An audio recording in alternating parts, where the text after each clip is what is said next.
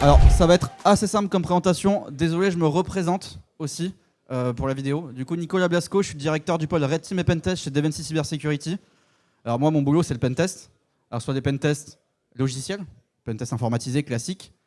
On fait aussi beaucoup de pentests social, donc à base de phishing. Alors, on ne fait pas du phishing lambda qui est envoyé massif. Hein, on ne fait pas du phishing massif, pardon.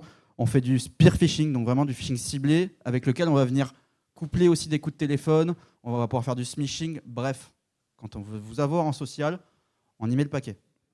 Dernier truc qu'on fait aussi, c'est le pentest physique. Aujourd'hui, ce dont on va parler, c'est d'usurpation. Moi, concrètement, ça m'intéresse pour mon travail d'être capable d'usurper votre boss. Que ce soit oralement ou juste en vidéo ou par des simples images. On va faire tous ces trucs-là aujourd'hui. On va passer par l'image, l'audio, et on finira par une vidéo en live d'usurpation. Un truc qu'il ne faut jamais faire, hein, des démos en live. Mais bon, YOLO. Alors désolé si les slides sont pas super propres. J'avais une conférence à préparer, enfin j'avais OpenSequent à préparer, donc j'avoue que j'ai pris moins de temps sur mes slides. Juste un petit rappel. Ça fait longtemps que ça existe, le machine learning. Alors certes, depuis 2022, 2020 même, ça commence à bien pousser. Ces derniers temps, on a ChatGPT. Tout le monde s'est vraiment intéressé à tout ça à partir de ChatGPT, il ne faut pas se le cacher, ça a mis un énorme coup de boost sur le machine learning, sur les LLM, donc les Large Language Models. Concrètement, hein, ça fait longtemps que ça existe GPT, je crois que ChatGPT c'était GPT-3, si je ne dis pas de bêtises. Du coup, forcément, il y avait eu GPT-2 avant. Le seul coup de maître, alors déjà d'OpenAI, c'était bien sûr d'améliorer le modèle, mais aussi de sortir une interface qui était vraiment utilisable par n'importe qui. Et vous verrez, c'est important cette notion de rendre utilisable un produit par n'importe qui. C'est vrai que j'ai un retour ici. Autre produit, hein, le TTS, peut-être que vous connaissez depuis très longtemps, le text-to-speech. Peut-être vous amusez avec Google à l'époque. Bref, il y a plein de solutions qui existent, et ça, on va en discuter un petit peu. Il y aura beaucoup de démos, et vous allez beaucoup voir ma tête. Je veux commencer juste par le machine learning génératif. Vous connaissez toutes ces solutions, hein. Alors, je parlerai de Midjourney, je parlais de Stable Diffusion. Franchement, DALL-E, c'est oubliable. Bon, ça a des très bons côtés, hein. Mais bon, DALL-E, laissons-le de côté un petit peu. C'est cool pour l'out painting ou des choses comme ça, mais les deux sont quand même vachement en avance par rapport à DALL-E. Bon, Midjourney, c'est cool. Je pense que si je prends n'importe qui dans la salle, vous avez déjà joué avec. Il y a une offre gratuite, vous allez sur Discord, vous générez à peu près tout et n'importe quoi. Ça prend une petite phrase, c'est assez easy à faire. Alors, juste levez la main, qui a déjà joué avec Midjourney? Bon, qui a déjà joué avec ChatGPT? Voilà. Qui s'en sert tous les jours de ChatGPT d'ailleurs? C'est bien parce que mine de rien, c'est une techno qu'il faut apprendre à maîtriser et il faut apprendre à lui parler aussi. Et vous voyez, cette démocratisation, on va refaire après autre chose. Donc c'est puissant, il y a une offre gratuite, alors il y a une offre payante aussi qui n'est pas très chère. Il y a une autre offre payante pour les entreprises, je crois que c'est si vous êtes plus de 1 million de CA, peut-être que je dis une bêtise, il faut prendre cette offre payante supplémentaire, mais en gros c'est très facile d'accès. Alors moi, ce qui me dérange avec Midjourney, c'est que les images sont publiques. Petite faute. Les images sont publiques, il n'y a pas d'API. Alors on pourrait feinter avec le bot de Discord ou faire des trucs, mais franchement flemme. Et le modèle, il est propriétaire. Alors quand je dis propriétaire, c'est que vous ne pouvez pas le prendre pour le réentraîner sur autre chose. Vous utilisez Midjourney via leur plateforme, c'est leurs images, point final, c'est tout. Alors, il me semble qu'ils ont un peu gagné en transparence ces derniers temps, mais j'avoue que je ne suis pas allé creuser plus loin. Je m'en sers de Midjourney, mais je préfère utiliser d'autres modèles. Juste pour qu'on comprenne l'évolution. L'évolution, la rapidité d'évolution en machine learning génératif, c'est super important. Là, on est en août 2022. Ce que vous voyez en dessous, c'est la prompt qui a été utilisée pour générer cette chose. C'est pas super. Bon, il y a de l'idée, hein, c'est graphique, etc. Moi, c'est pas de l'art qui m'intéresse. Ce qui m'intéresse, c'est du photoréalisme. Donc, regardez bien, la prompt, c'est 5 lignes. Ça donne des résultats qui sont convaincants. Août 2022. Maintenant, mars 2023. Ça va ou quoi? Ça calme. C'est la même prompt, exactement la même prompt. Alors, c'est pas moi qui l'ai généré, je l'ai récupéré sur un site. Faute de ma part, je n'ai pas mis la source. Ça sera corrigé. Vous voyez, là, on est vraiment sur quelque chose d'assez photoréaliste. Alors, moi, ce qui me dérange avec Midjourney, c'est qu'on a du mal à avoir un résultat qui est homogène. J'ai essayé de feinter un petit peu, je lui ai mis en image source l'image qui a été générée par le gars qui l'a générée, et je lui ai remis la même prompt pour essayer d'avoir un visage à peu près ressemblant. Alors peut-être que vous ne voyez pas très bien d'ici, mais déjà les différents tatouages ne sont pas les mêmes, la mâchoire n'est pas la même. Et d'ailleurs, je vous invite à vous poser une question, c'est comment est-ce qu'on reconnaît un visage? Ça, je vous le laisse. Et réfléchissez dessus, moi ça fait plusieurs mois que j'y réfléchis et j'ai très très mal à la tête. Là, c'est clairement pas la même personne. Voilà, si vous regardez 5 minutes, c'est pas la même personne. Moi, j'ai un modèle qui m'intéresse plus. Stable Diffusion. Donc, Midjourney fait du text to image. D'un texte, on a une image. Il fait aussi du image to image. Vous lui donnez une image de référence, il va vous donner une autre image. Stable Diffusion, il va faire du text to image, du image to vidéo. Et on va aussi pouvoir faire de l'inpainting, de l'outpainting. On va pouvoir faire ce qu'on appelle du control net, entraîner les modèles. C'est une tuerie. Alors, il y a d'autres modèles qui rentrent en ligne de compte. Hein. Encore une fois, je ne suis pas expert en IA, je ne suis pas expert en machine learning. J'irai même plus loin. Gardez en tête que je suis très mauvais en machine learning. Alors, imaginez ce qu'un mec très mauvais peut faire. Et maintenant, réfléchissez à un mec bon, qu'est-ce qu'il pourra faire? Vous comprendrez tout à l'heure. Stable, c'est puissant, c'est gratuit, il y a une énorme communauté. Il y a une évolution qui est exponentielle. Franchement, en quelques mois, ça a explosé. Et il y a des centaines de modèles qui sont disponibles sur Internet. Ça, je ne vous montrerai pas les endroits parce que je l'expliquerai après aussi. Par contre, c'est difficile d'accès. C'est difficile d'accès, mais ce qui m'a vraiment intéressé, c'est ce graphique. Alors peut-être que vous voyez en dessous. Donc à gauche, vous avez une courbe bleue qui monte d'un coup. Vous la voyez? Ok. Ça, c'est la courbe d'adoption de Stable Diffusion. Et la courbe violette qui monte crescendo et qui arrive vraiment à droite, là, c'est l'Ethereum. Donc c'est basé sur le nombre de likes sur GitHub. Nombre de likes sur GitHub par rapport au temps. Stable Diffusion, vous avez vu le nombre de likes qu'ils ont eu, le nombre de stars, pardon, qu'ils ont eu en genre 30 jours. Et ça, c'est la puissance. C'est vraiment le fait d'avoir rendu un modèle ouvert à tout le monde. Tous les développeurs qui n'étaient pas forcément bons en machine learning à la base, ils se sont retrouvés avec une arme incroyable. Et comme ils avaient une arme incroyable, ils ont généré des dizaines, des centaines, voire des milliers d'outils. Ils ont entraîné plein de modèles à partir de ça, ils ont créé plein d'interfaces, et on se retrouve avec un produit qui est ultra puissant. Par exemple, alors vous ne la voyez pas en entier, mais à gauche, vous avez la positive prompt, donc la prompt pour générer notre image. Quand je vous disais que c'était un peu plus compliqué, à droite, vous avez la négative prompt. Parce qu'il ne faut pas juste écrire un texte, il faut aussi dire qu'est-ce qu'on ne veut pas.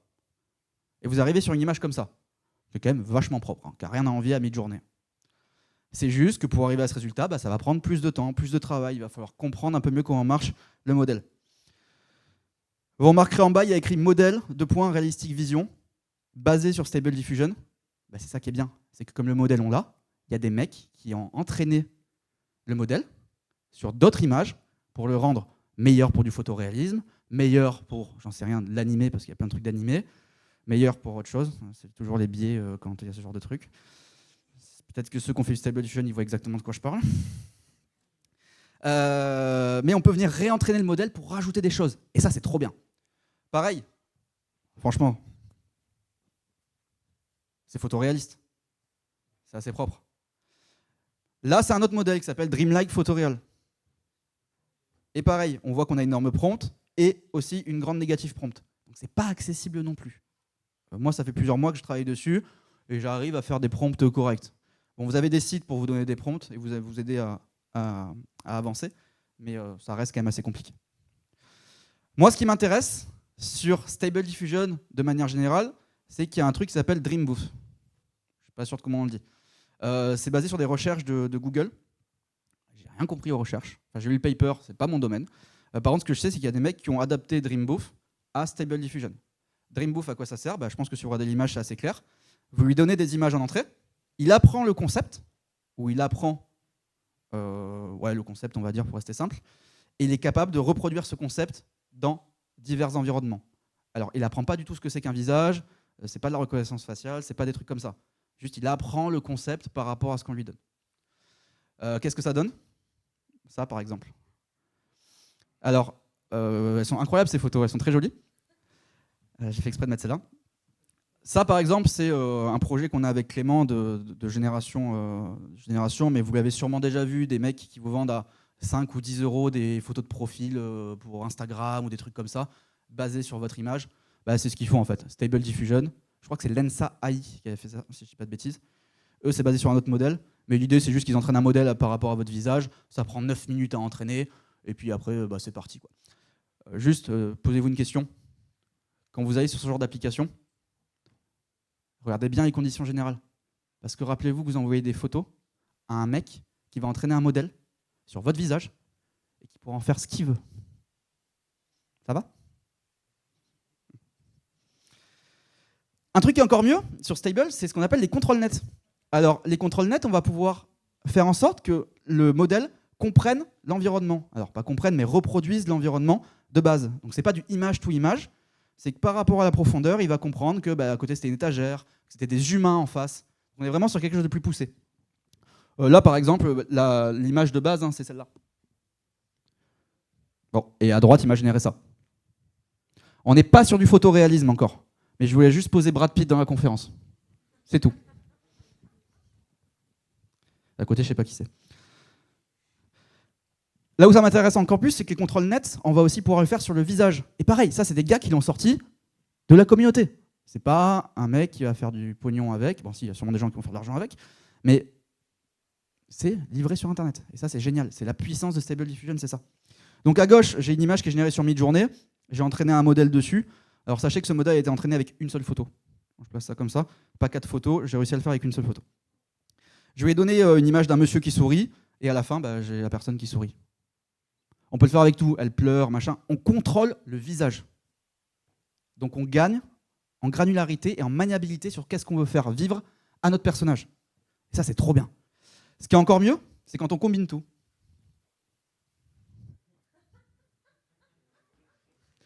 Alors vous voyez, je me laisse pousser les cheveux. Franchement, je pense que je vais arriver à ça. Dites-moi, pour moi, ça me semble plutôt ressemblant. Est-ce que je me trompe? Bon, par rapport à la photo de base, sauf celle-là peut-être. Mais là, on commence à pouvoir générer ce qu'on veut. Et j'ai choisi d'être en format carré, je peux mettre n'importe quel format. Et on peut même aller plus loin, on peut même générer de l'image en 2048 par 2048. Il y a des algos qui permettent de faire de l'upscaling. C'est pas un problème. Et là, je me suis fait un petit kiff.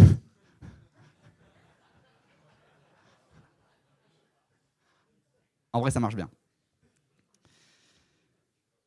Je me demande si je suis pas un peu mégalo quand même. Allez. Bon, vous vous rappelez de cette personne?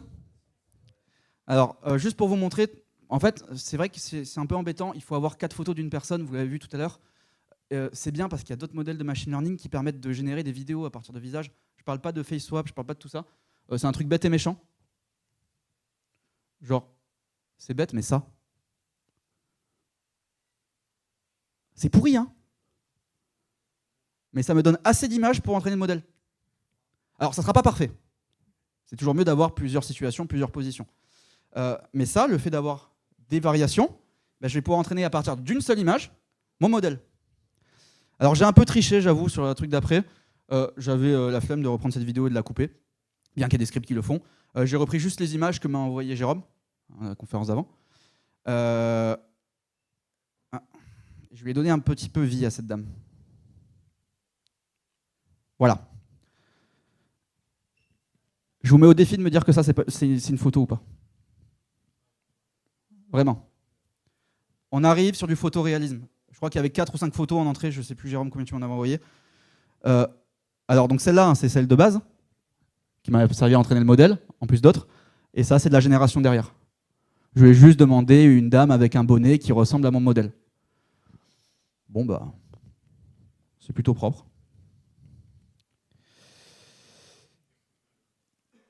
Et là, je suis en train de me dire que je fais une présentation filmée pile en face, qui va être publiée sur Internet.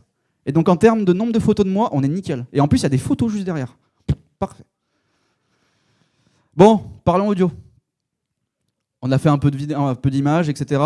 Alors ça, c'est très expérimental. Vraiment, il n'y a pas plus récent. Vous trouverez, enfin, je veux dire, je l'ai trouvé hier et c'est sorti hier, donc à un moment.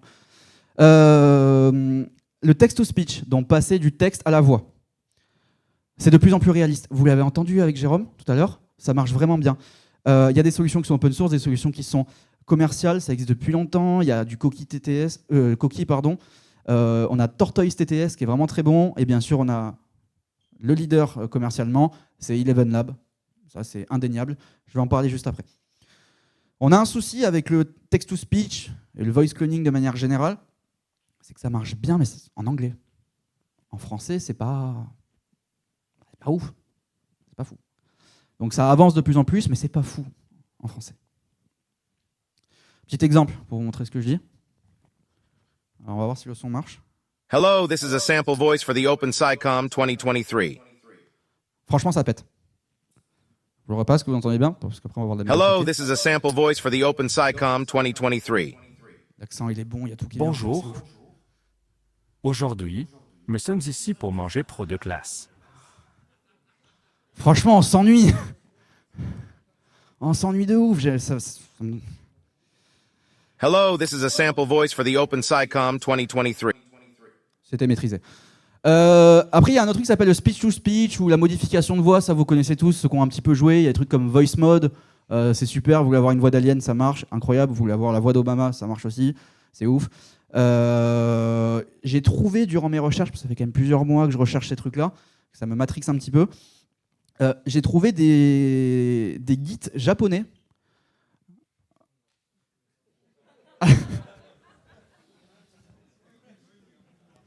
Non mais vous n'imaginez même pas pendant ces recherches, j'ai trouvé des trucs horribles. Mais ça, c'était pas horrible.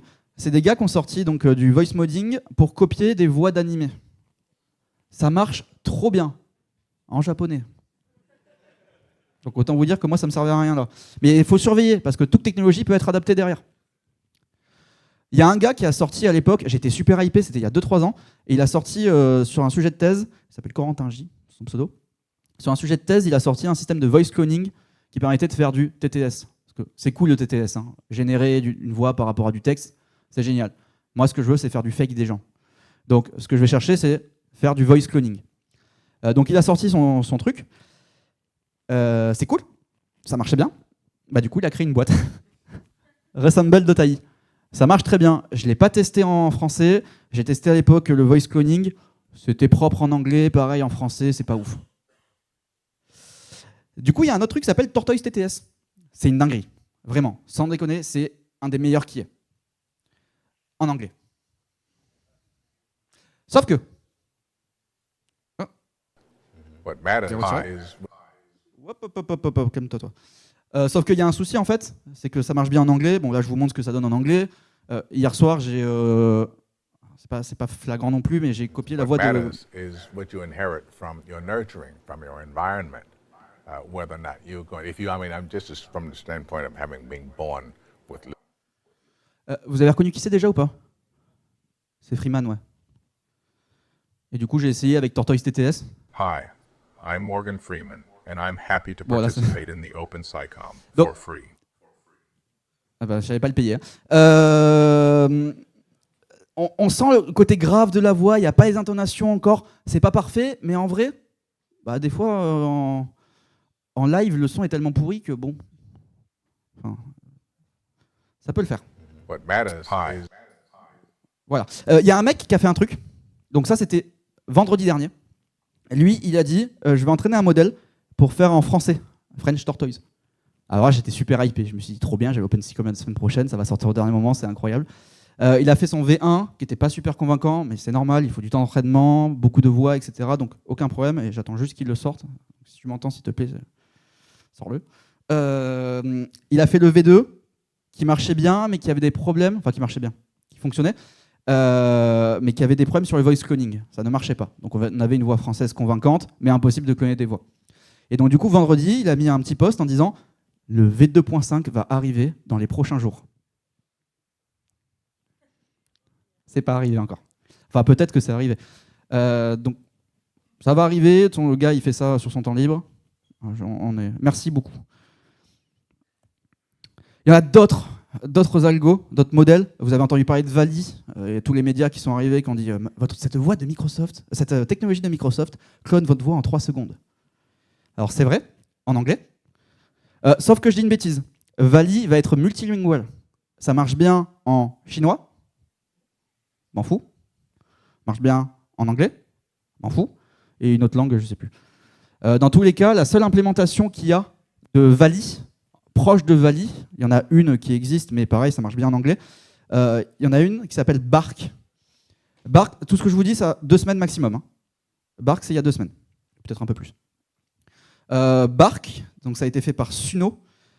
Ils ont fait cette implémentation proche de Vali qui permet de faire du voice cloning. Mais ils l'ont bloqué. Et c'était vraiment convaincant en français. Alors devinez ce qui s'est passé. Ils l'ont bloqué. Il y a un mec qui a fait un fork, Bark with voice cloning, où il a fait péter toutes les protections. Ça marche pas. Enfin, ça marche pas bien. Donc autant Bark fonctionne très bien pour du text-to-speech en français, génial. Autant le voice cloning, allez voir sur Reddit, allez voir sur tous les trucs, il n'y a personne qui arrive à le faire fonctionner. Il y a des gars qui ont des théories, mais moi ça n'a pas marché. Sauf que ils se sont tous mis à mettre des petits coups de stress. Il y a Eleven Lab, petit contexte, Eleven Lab, leader en text-to-speech, leader en voice cloning, à tel point que ils commençaient à s'inquiéter un petit peu pour savoir si leur truc n'allait pas être utilisé à des fins malveillantes. Ça faisait déjà 6 mois. Donc qu'est-ce qu'ils ont fait? C'est qu'ils ont retiré le voice cloning de la version gratuite et ils l'ont mis dans la version à 5 €.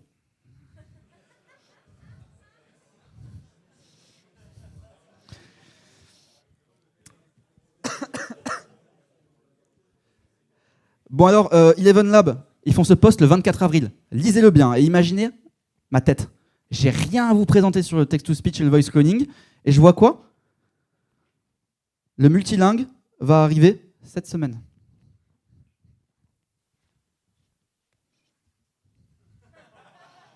Pardon. Moi, cette semaine.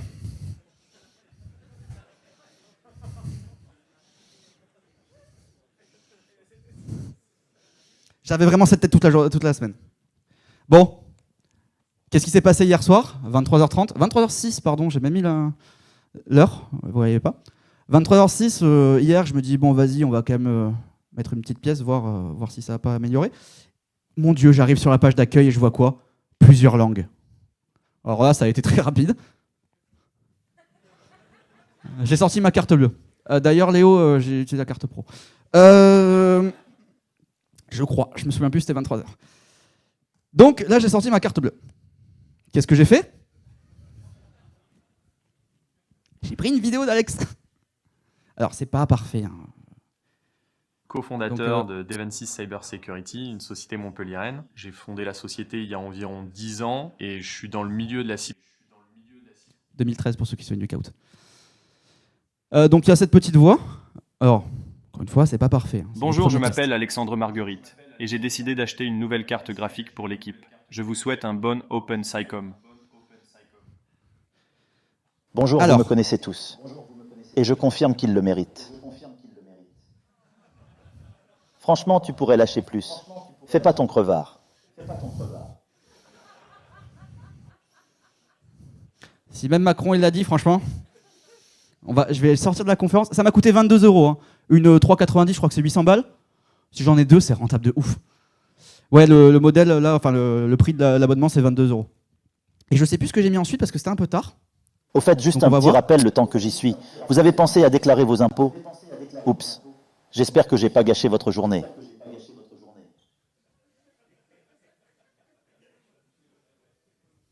Et juste pour le kiff, pour montrer que des fois ça marche pas très bien, c'est le même modèle, c'est la même génération, c'est juste que là, je sais pas ce qui s'est passé, mais ça m'a fait rire. Franchement, tu pourrais lâcher plus. Fais pas ton crevard.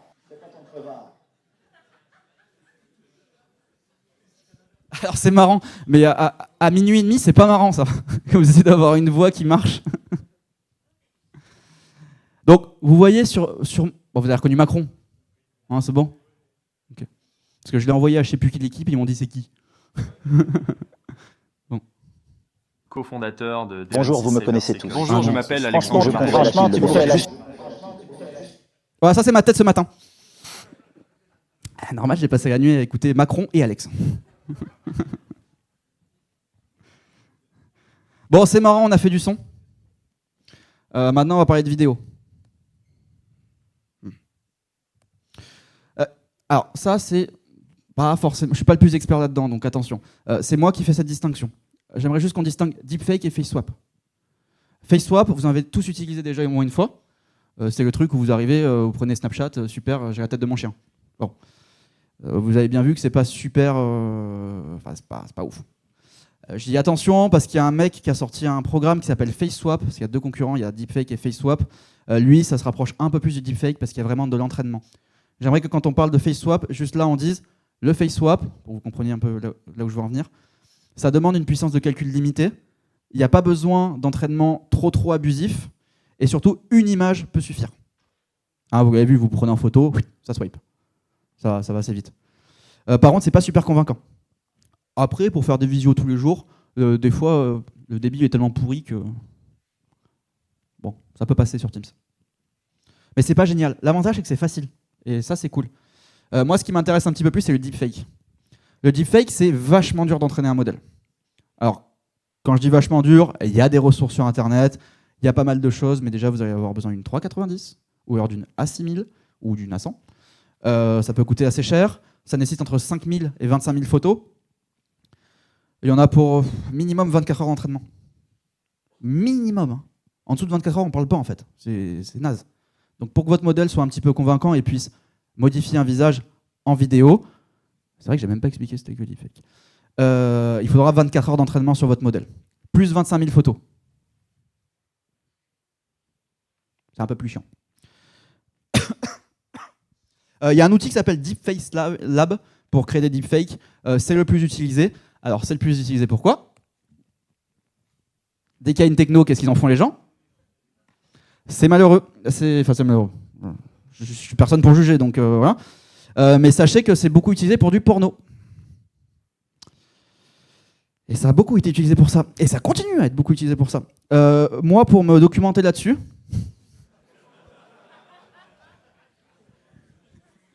Elle n'était pas comme ça dans ma tête, la phrase. Non, j'avais 3 ressources. Reddit. Reddit. Je crois que c'est Deepfake VFX ou un truc comme ça. Et un autre truc qui s'appelle Monsieur Deepfake. Hein? C'est quoi TPMP? Je connais pas. Je comprends pas. Je t'entends pas. Ok, ça marche. Je connais pas. Tu me diras après ce que c'est. Ouais, donc Monsieur Deepfake, si vous essayez d'y aller là, alors je suis pas sûr que ce soit pas où ça bloque, mais vous allez vous prendre un no-go. N'y allez pas, s'il vous plaît. Vous allez vous prendre un no-go. Ouais, ça va battre notre DNS, sinon c'est chiant. Vous allez prendre un no-go du pare-feu parce que c'est considéré comme un site porno. Alors effectivement, si vous devez aller dessus, tapez Monsieur Deepfake forum. Bon, vous arrivez direct sur le forum. Je vous dis ça comme ça. Bon, alors j'ai encore volé honteusement une vidéo, mais ça vaut de l'or. Ça, c'est un exemple de deepfake. Donc, il est remplacé par Mr Bean. Ah, on voit rien. Regardez, je vais zoomer dessus. Ça marche bien, deepfake. Hein, bon, je vous montrerai après si vous voulez, c'est pas très grave. Puis vous pourrez voir le replay sinon. Ça sera monétisé ou pas? 200 personnes qui vont voir le replay. Vous pourrez aller voir le replay, vous le verrez mieux. Sinon, vous pouvez trouver sur YouTube. J'ai mis la chaîne YouTube du gars qui fait ça. Il fait que des deepfakes, c'est super sympa. Des deepfakes safe at work. Donc, il n'y a pas de truc bizarre. En soi, il a réussi à remplacer Mr Bean. Et ce qui est intéressant ici, je vous l'explique rapidement, on est en très basse lumière et le visage reste quand même convaincant. Donc, il y a aussi une bonne gestion de la lumière. Moi, ce que j'aimerais faire, hop, c'est déjà changé de slide. C'est déjà changé de slide. Bah écoute, on va pas changer de slide. Voilà, c'est vous faire une démo.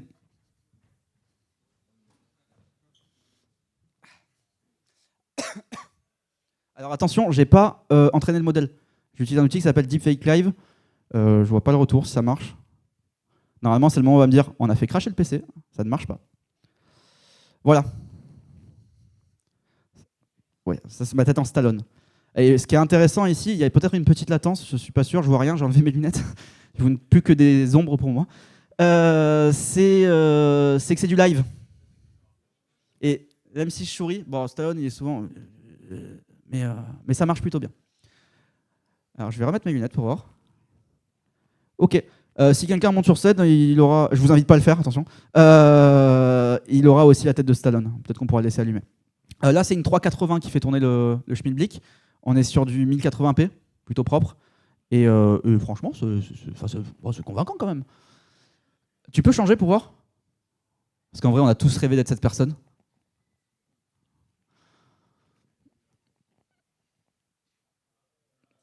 Ah, ça a craché. Alors le programme n'est pas du tout stable.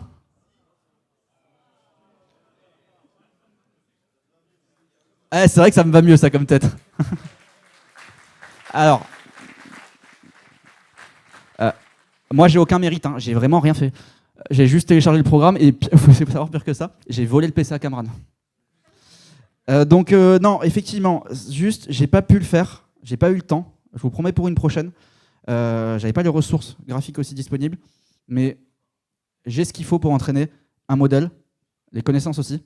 Donc on peut même carrément entraîner, je sais pas, je voulais faire Léo ou Alex à la base. J'ai pas eu le temps. Donc ça sera, pardon, Keanu Reeves. Enfin, vous avez vu Keanu Reeves et Morgan Freeman dans la même conf. Désolé. Tu as arrêté ou ça continue là? C'est toujours Keanu Reeves. Non, ça marche plus. Juste un truc. Je vous ai dit 25 000 images. Tu peux remettre la conf, s'il te plaît. Hop. Tu peux remettre la presse ou pas, Max? Je vous rappelle ça, quoi. Donc les 25 000 images. Alors on n'aura peut-être pas toutes les émotions du visage, on n'aura peut-être pas tout ça, mais avec Stable Diffusion, on peut générer des vidéos consistantes. Donc les 25 000 images, on va les trouver. Qu'est-ce que ça veut dire? Que potentiellement, c'est la suite de mon travail, c'est de faire en sorte de pouvoir faire du deepfake live à partir d'une photo de vous. Et là, on parle. Bon, merci de m'avoir écouté.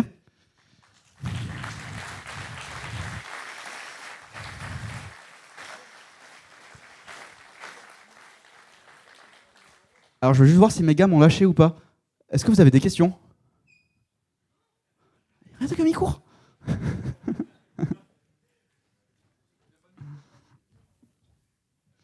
Est-ce que vous avez des questions du coup? On en prend, genre, je crois que j'ai un peu abusé sur le temps. 2. Si vous n'en avez pas, c'est très bien aussi. Non, je plaisante. Non, en plus, je déconne. Pas de questions? Bon, bah écoute. Et vous savez que si vous parlez, je ne vais pas enregistrer votre voix. Bon, merci à tous.